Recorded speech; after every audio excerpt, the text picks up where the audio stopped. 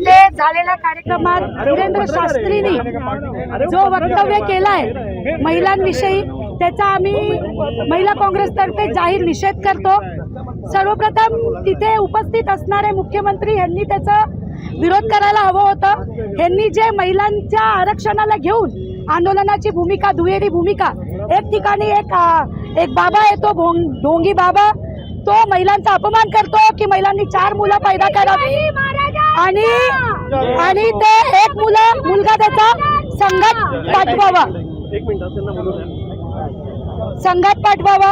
हे जे अपमान, महिला काय मुलं पैदा करण्याचे मशीन आहेत का, असा बोलणाऱ्या बाबाचा आम्ही जाहीर निषेध करतो। आणि नागपूरची सभा ज्याने आयोजित केली होती, जी दुहेरी भूमिका भाजपाने दरवेळेस मांडली आहे, एक ठिकाणी महिलाचा अपमान आणि एका ठिकाणी महिला आरक्षणाविषयी आंदोलन, या आंदोलनाचा आम्ही जाहीर निषेध करतो।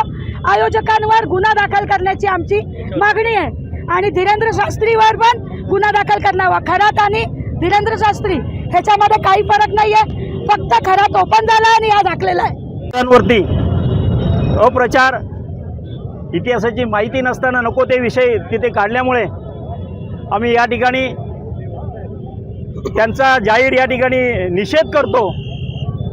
त्याचप्रमाणे यांच्यावरती गुन्हा दाखल व्हावा यासाठी आज आम्ही ACB साहेबांना काँग्रेस कमिटीच्या वतीनं, शिवभक्तांच्या वतीनं या ठिकाणी आम्ही आता निवेदन देणार आहोत। कारण की यांनी मागच्या वेळेला देखील संत तुकाराम महाराजांबद्दल देखील अपशब्द वापरलेले, त्यामुळे या अशा वृत्तीला हे अपमानित करण्याची ही सवय लागलेली आहे। ही सवय अगोदर बोलायचं आणि नंतर माफी मागायची, ही यांचा धंदा झालेला आहे। हा धंदा कुठेतरी बंद होऊन याच्यावरती गुन्हा दाखल व्हावा यासाठी कल्याण शहर जिल्हा काँग्रेस कमिटीच्या वतीनं आम्ही या ठिकाणी आंदोलन करत आहे।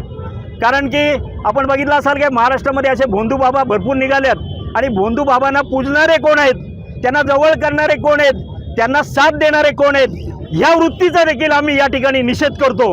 आणि यापुढे या भोंदू बाबांनी जर या ठिकाणी जाहीर माफी त्यांनी मागितली असेल तरी सुद्धा त्याच्यावर गुन्हा दाखल करा, नाहीतर या ठाणे जिल्ह्यामध्ये कुठेही परिसरामध्ये त्याचे आम्ही कार्यक्रम कुठलेही असतील ते कार्यक्रम होऊन देणार नाही।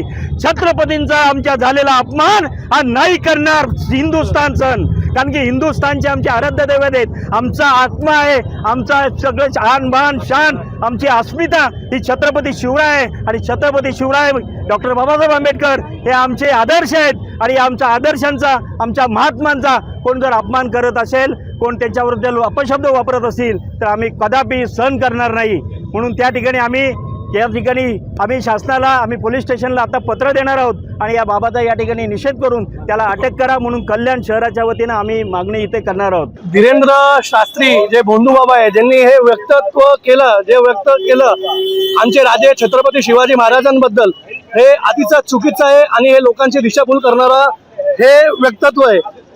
आमचे राजे छत्रपती शिवाजी महाराज ते 16 वर्षाचे वयामध्ये सर्वात पहिला किल्ला जिंकणारे, त्याच्यानंतर तोरणा, पन्हाळगड, कोल्हापूर, सुरत असे अनेक किल्ले आमच्या महाराजांनी जिंकलेले।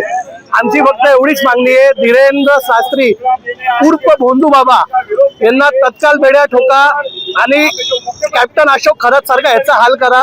नागपुर में जो कार्यक्रम हुआ, उस कार्यक्रम में धीरेंद्र शास्त्री जी ने जो कहा कि शिवाजी महाराज युद्ध करते करते थक गए थे और रामदास जी के पास जाके उन्होंने अपना मुकुट सौंपा और अब लड़ाई नहीं करेंगे और उनका राजपाट उनको देंगे। ये जो इनका वाक्य है ये इन्होंने कहाँ से ढूंढ के निकाला ये पता ही नहीं है, ये कौन सी किताब में लिखी हुई ये पता नहीं है। ये धीरेंद्र शास्त्री एक झूठा बाबा है जो हमेशा उसकी सभा में आपने देखा रहेगा कि ये लोगों की पर्ची निकालता है, लेकिन महाराष्ट्र की जनता अब इसकी पर्ची निकालने वाली है। महाराष्ट्र में धीरेंद्र शास्त्री अगर प्रोग्राम लेने आएंगे तो हम उसका विरोध करेंगे और उसके ऊपर, और वहाँ पे जो मुख्यमंत्री थे नितिन गडकरी जी थे, राष्ट्रीय स्वयंसेवक के अध्यक्ष थे अपना भागवत जी, आज उनका ये शिवाजी यहाँ महाराष्ट्र की अस्मिता के बदल बारे में जो ये बात करे थे, आज इनका प्रेम कहाँ गया।